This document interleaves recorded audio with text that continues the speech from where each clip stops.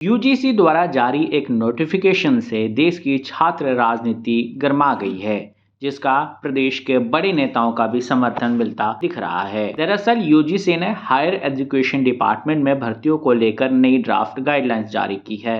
इसके अनुसार अगर एससी, एसटी, ओबीसी कैटेगरी के लिए रिजर्व सीटों पर योग्य उम्मीदवार नहीं मिलेगा तो उन सीटों पर अनारक्षित कैटेगरी के उम्मीदवारों से भरा जाएगा। गाइडलाइंस में कहा गया है कि एससी, एसटी, ओबीसी कैटेगरी के लिए रिजर्व सीटों पर किसी दूसरे कैटेगरी के कैंडिडेट्स को भर्ती नहीं किया जा सकता, मगर रिजर्व वैकेंसी को डी रिजर्व करके इसे अनरिजर्व वैकेंसी की तरह ट्रीट किया जा सकता है। गाइडलाइंस में बताया गया है कि university group A, group B भर्तियों में रिजर्व सीटें खाली रहने का एक प्रपोजल शिक्षा विभाग को भेजा जा सकता है। इसमें ये जानकारी होगी कि रिजर्व सीट भरने के लिए क्या प्रयास किए गए और किस कारण से सीट भरी नहीं जा सकी। वहीं ग्रुप सी और ग्रुप डी भर्तियों के लिए यह प्रपोजल यूनिवर्सिटी को ही भेजा जा सकता है। यूजीसी ने कहा था कि प्रमोशन के केस में भी अगर रिजर्व कैटेगरी से कोई योग्य उम्मीदवार नहीं मिलता है तो अनरिजर्व कैटेगरी के कैंडिडेट्स से रिक्ति भरी जाएगी। रिजर्व वैकेंसी को डी रिजर्व करने का अधिकार यूजीसी और शिक्षा विभाग के पास होगा। इस गाइडलाइंस के जारी होने के बाद जमकर विरोध शुरू हो गया है।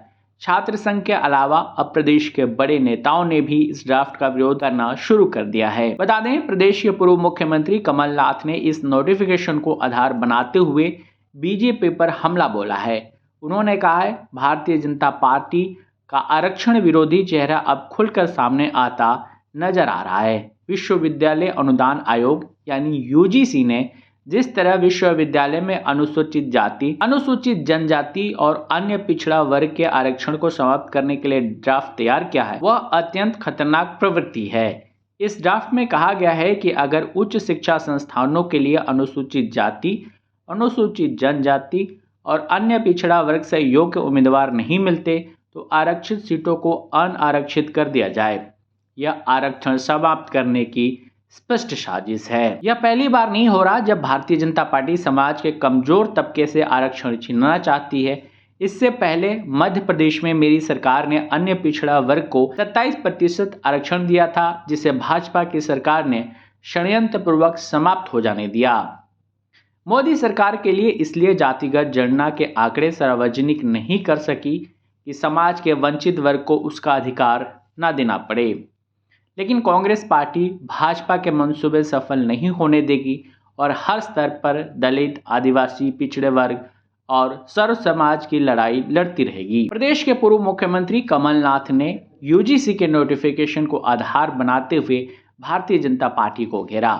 बता दें, इस नोटिफिकेशन का चौतरफा विरोध होने के बाद यूजीसी के चेयरमैन एम जगदीश कुमार ने स्पष्टीकरण जारी किया है। उन्होंने सोशल मीडिया एक्स पर स्पष्टीकरण देते हुए कहा, यह स्पष्ट किया जाता है कि अतीत में केंद्रीय शिक्षण संस्थाओं में आरक्षित श्रेणी के पदों का कोई आरक्षण रद्द नहीं किया गया है और ऐसा कोई आरक्षण रद्द होने वाला नहीं है।